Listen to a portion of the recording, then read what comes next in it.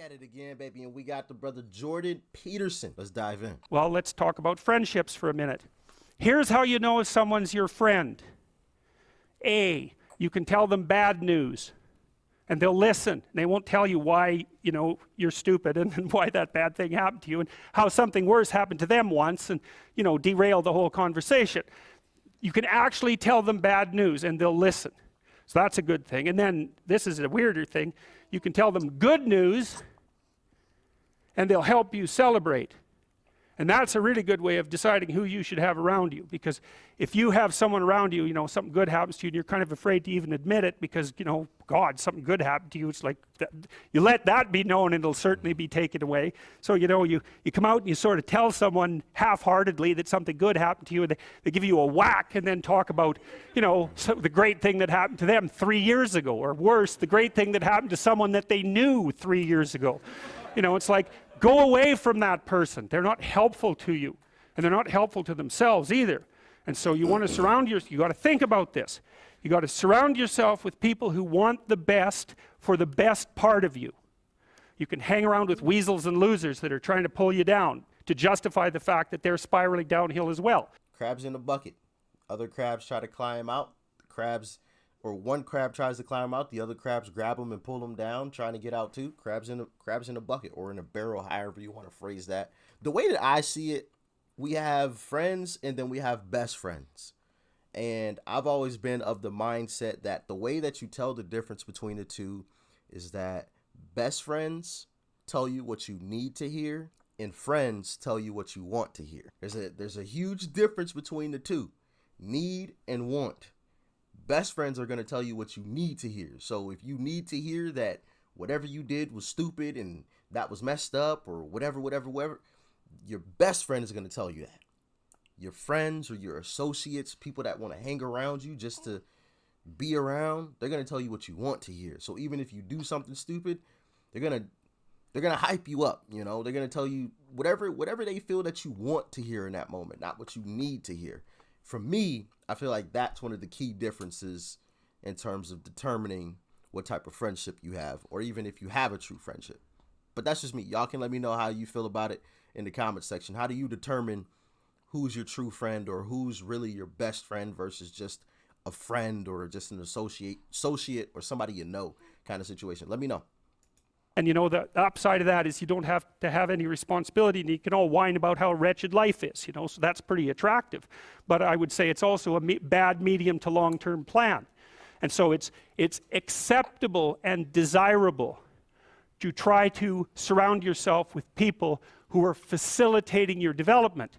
And you might say, well, I've got people around, I know them well, It's acceptable and desirable to surround yourself with people that help to facilitate your development. It goes back to the saying, show me your friends and I can show you your future. The people that you hang around is a huge determining factor on your future, because if they're not pushing you to grow and they're just pulling you back, you'll never grow, because they're around you all the time. If they're always discouraging you from doing this or doing that could have been super beneficial, you'll never do it. So yeah, I definitely agree with him on that statement. Desirable to try to surround yourself with people who are facilitating your development. And you might say, well, I've got people around, I know them well, they're not doing that well, and they don't fit into that category. It's like, what's your point? What are you going to do with them exactly? If they'll listen and cooperate with you and move towards a better future, great. If they don't pay any attention and they keep doing the same damn things over and over and they're not going anywhere and it's painful, then maybe the proper thing to do is say, you just have your misery. I'll go off and have my life. And maybe you'll wake up at some point in the future and think that's a better way of being. Because just putting up with it is, well, they call that enabling, right? You put up with that sort of behavior, you're providing tacit consent for it, and even tacit approval. It's like, it's a bad idea. You have, I would say, both the right and the responsibility to surround yourself with people who are good for the best part of you. Absolutely. It reminds me of, I forgot the name of the show. It was a show about obesity. And there was a woman on there that was just massively overweight. I mean, it's not even a question. She was like 700, 800 pounds, like, which is just astronomical. I mean, obviously. But she had people living with her and around her that enabled her to do the things she was doing and gain the weight that she was gaining. It's obvious she's overweight. It's obvious she's having health problems. She really can't move. She's basically bedridden. So it's not like she could get up and go get her own food.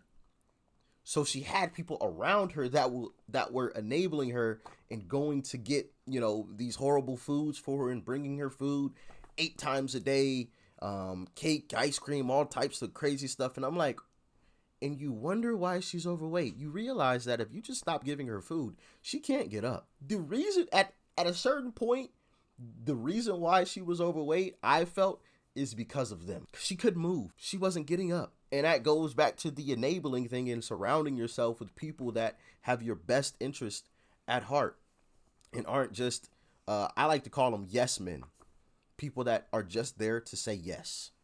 You can get yourself in a lot of trouble if the entire circle around you is just a bunch of yes men. Just a bunch of friends. If we want to, speak on it, go along with the terms that I spoke about earlier, friends versus best friends. You can get yourself in a lot of trouble. Yes.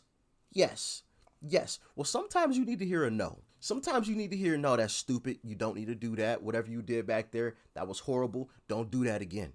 Sometimes you need to hear that. But if all you got is a bunch of yes men around you, like unfortunately that young lady did that was extremely overweight, you can get yourself into a lot of trouble. A whole lot of trouble. And like I said, it doesn't have anything necessarily to always do with the law or, hurting somebody else. It could be hurting yourself like the young lady was doing. She was 700, 800 pounds. What do you think the life expectancy on a person that is 800 pounds is? Can't be very long. Can't be very long, especially if you're bedridden. All types of sores because you're just laying in one spot. You can barely get out of the bed and you need help to do that. And you have to shower in a pool. You can't even shower in a regular shower. Don't have yes men around you. All right. Surround yourself with best friends. Oh, that was the end of the video. Okay, cool. So, yeah, I mean, I guess I pretty much said everything that I had to say. You guys can let me know how you feel about it in the comment section. Do you agree with my best friends versus friends kind of determining, or my way of determining best friends versus friends? Let me know in the comment section. And if you guys have seen the episode or video I'm talking about, let me know what exactly that was called. I don't even remember what that's called, but let me know in the comment section if you know exactly what I'm talking about. But yeah, be careful with surrounding yourself with people that always tell you what you want to hear. It can get you into a lot of trouble. But as always, make sure you guys smack that like button. It greatly helps the channel out. Just hitting the like button, just hitting that little thumbs up down there helps out tremendously. I would greatly appreciate it. Subscribe if you're new to the channel, and even if you aren't new to the channel and you haven't hit that subscribe button, make sure you do. Greatly helps the channel out as well. And YouTube has been unsubscribing folks. I've seen comments from several of you guys saying that you've been subscribed and for whatever reason YouTube unsubscribes you. So make sure that you are still subscribed to the channel. All right. Greatly appreciate you guys for tuning in. Peace and love. I'm out.